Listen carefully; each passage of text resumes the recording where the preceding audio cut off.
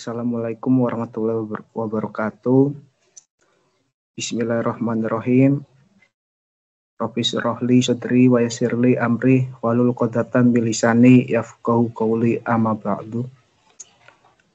Yang terhormat Bapak Muhammad Teguh Setiadi, SEMM, selaku dosen pengampu mata kuliah Manajemen Kinerja, serta teman-teman yang saya cintai. Perkenalkan, saya Muhammad Ilham Nur Alim dengan NIM 223189 ingin mempresentasikan hasil output yang telah saya pelajari dari pertemuan 1 sampai pertemuan ke-6. Tanpa berlama-lama, langsung saja kita mulai. Yang pertama, manajemen kinerja. Apa itu manajemen kinerja? Manajemen kinerja adalah kegiatan manajerial untuk memastikan sasaran organisasi tercapai secara konsisten melalui perencanaan, pelaksanaan, evaluasi, dan penilaian kinerja. Jadi, manajemen kinerja itu tentang bagaimana perusahaan memastikan bahwa mereka mencapai tujuan mereka, dan ini bukan hanya tentang menilai karyawan, tetapi juga tentang mengelola kinerja di semua tingkatan.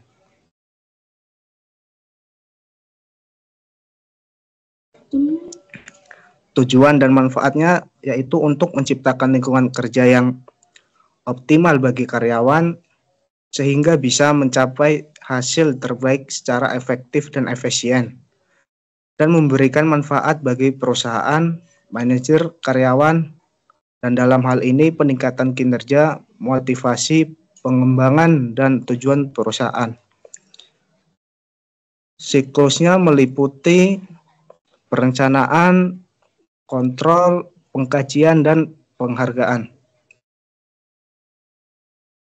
Dan faktor-faktor yang mempengaruhi, pertama yaitu sikap dan mental, kemudian pendidikan, keterampilan, manajemen kepemimpinan, tingkat penghasilan, gaji dan kesehatan, jaminan sosial, iklim kerja, serta sarana dan prasarana.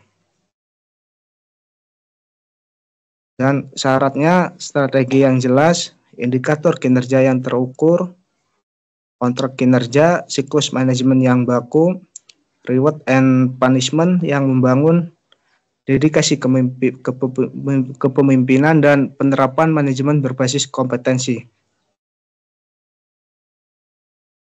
Selanjutnya, apa arti penting dan manfaat manajemen kinerja?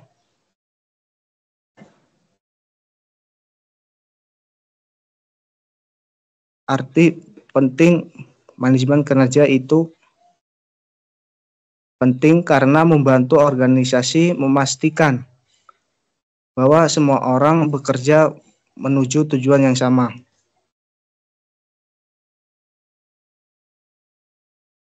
Manfaatnya, tujuan lebih jelas, peningkatan kinerja, pengambilan keputusan yang baik, motivasi, serta memotivasi.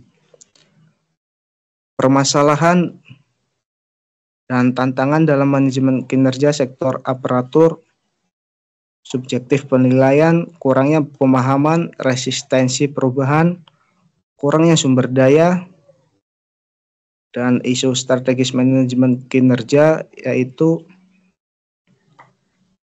integrasi dengan strategi organisasi, pengembangan kompetensi, digitalisasi, keadilan dan transparansi, fokus pada pengembangan.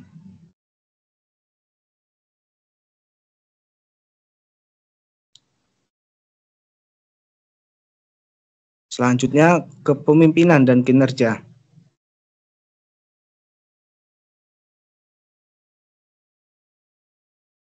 Kepemimpinan adalah proses mempengaruhi bawahan untuk mencapai visi, misi, dan tujuan organisasi. Kinerja adalah hasil kerja yang dicapai seseorang dalam melakukan tugasnya.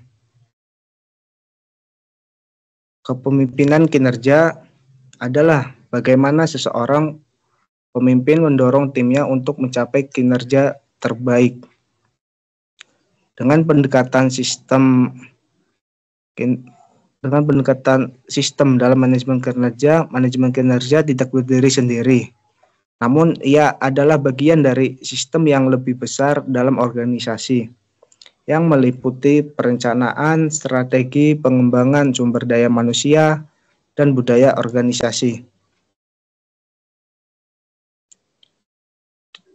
Dan dimensi kinerja bagi organisasi dilihat dari berbagai sisi, baik dari sisi efektivitas, efisiensi, kualitas, responsivitas, dan akuntabilitas.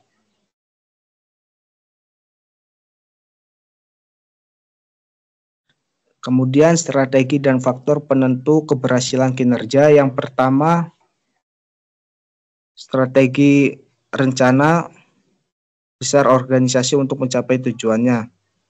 Kemudian faktor penentu keberhasilan kinerja yaitu tujuan yang jelas, sumber daya yang memadai, kompetensi, serta motivasi. Kepemimpinan yang efektif, budaya organisasi yang mendukung, dan umpan balik. Selanjutnya, pendekatan sistem dalam manajemen kinerja. Strategi manajemen dalam meningkatkan kinerja, penetapan tujuan, pemberian umpan balik, pengembangan kompetensi, reward dan penghargaan, penciptaan lingkungan kerja yang positif, delegasi, tugas yang efektif, monitoring, evaluasi. Arti penting sistem dalam manajemen kinerja yaitu struktur dan konsistensi, objektivitas, informasi yang relevan, fokus pada tujuan. Proses manajemen kinerja yaitu perencanaan kinerja, pendampingan dan pengembangan, penilaian kinerja, umpan balik, tindak lanjut, dan perbaikan. Kemudian strategi planning management, model, teknik, dan analisis.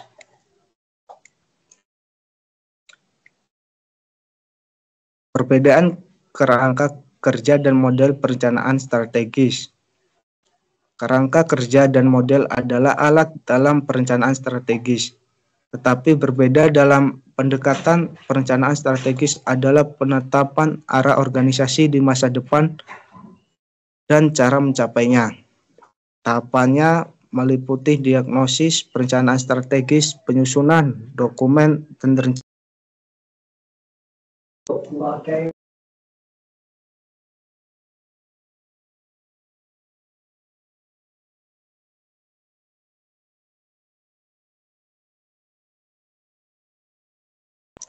Kemudian analisis lingkungan terdiri dari dua faktor yaitu internal dan eksternal. Internal fokus pada internal yang mempengaruhi kinerja organisasi, pendekatan utama, result based view atau RBV. Kemudian eksternal fokus pada lingkungan luar yang mempengaruhi keputusan perusahaan dengan analisis SWOT. Model perencanaan strategi adalah model penelasaran strategi atau SAM, balance score atau BSC, model dasar, strategi lautan biru, model berbasis masalah, analisis PES, constant country atau model sederhana yang disebut dengan model 5 kekuatan Porter. Selanjutnya, alat perencanaan strategis, kerangka kerja Frio, peta strategis, matriks SWOT, dan lain-lain. Kemudian manajemen strategis yang tepat terdiri dari pembentukan kantor manajemen strategi atau SMO, 9 langkah utama manajemen strategis, manajemen scorecard, penyelarasan organisasi, tinjauan strategi, perencanaan strategi, komunikasi strategi, manajemen inisiatif, perencanaan atau anggaran, penyelarasan tenaga kerja, berbagai praktik terbaik. Manfaat dan keterbatasan strategi, kerangka kerja anggaran, pengembangan manajemen, fokus jangka panjang, penyelarasan manajer. Kemudian Whittaker Model of Strategic Management, visi organisasi serta misi organisasi.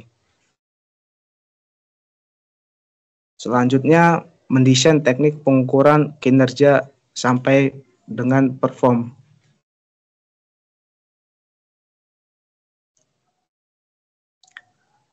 Mendesain teknik pengukuran kinerja harus mempertimbangkan strategi organisasi, karakteristik industri, dan budaya kerja. Harus juga ada keseimbangan antara indikator kualitatif dan kuantitatif.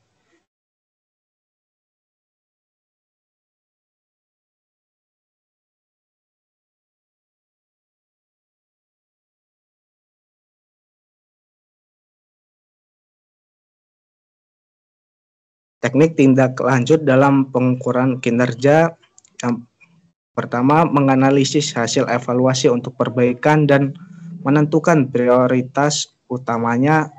Tindakan bertujuan untuk meningkatkan kinerja dan mengoptimalkan penggunaan sumber daya. Pendekatan sasaran dan metode evaluasi kinerja dengan penetapan sasaran evaluasi yang tepat sangat penting. Sasaran evaluasi sebaliknya mengikuti prinsip SMART. Kemudian rencana dan perbaikan dalam kinerja membutuhkan keterlibatan aktif dari pemangku kepentingan untuk meningkatkan kualitas rencana dan komitmen implementasi. Teknik memaksimalkan kinerja berfokus pada pembangunan keselarasan tujuan dan komunikasi yang efektif, melibatkan restruksi proses bisnis, pemanfaatan teknologi, dan transformasi budaya. Perform, integrasi elemen menjadi penting untuk menciptakan sistem pengelolaan kinerja yang koheren. Kemudian teknik strategi dan analisa kompetensi sampai faktor-faktor yang mempengaruhi kompetensi. Analisis kebutuhan kompetensi melibatkan teknik seperti observasi langsung, bisa dengan kuesioner, wawancara, dan analisis tugas untuk mengidentifikasi kesenjangan kompetensi. Teknik analisis kebutuhan pelatihan meliputi analisis deskripsi atau mengukur kesenjangan kompetensi dan teknik analisis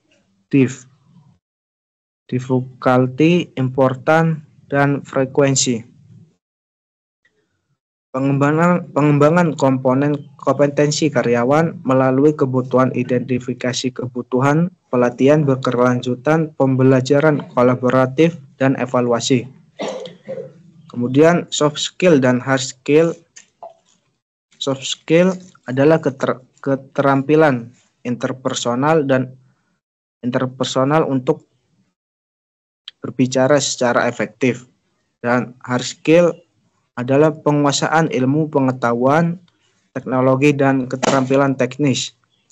Faktor-faktor komitmen individu, disiplin, peran sosial, mentor untuk soft skill, memahami tugas, target kerja, pelatihan, dan pengalaman untuk hard skill.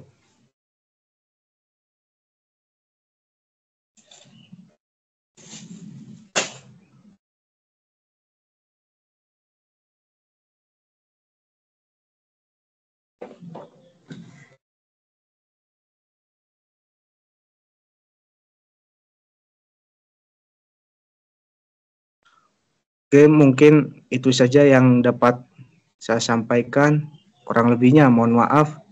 Saya akhiri, Wallahul muwaffiq ila aqwamit thoriq. Wassalamualaikum warahmatullahi wabarakatuh.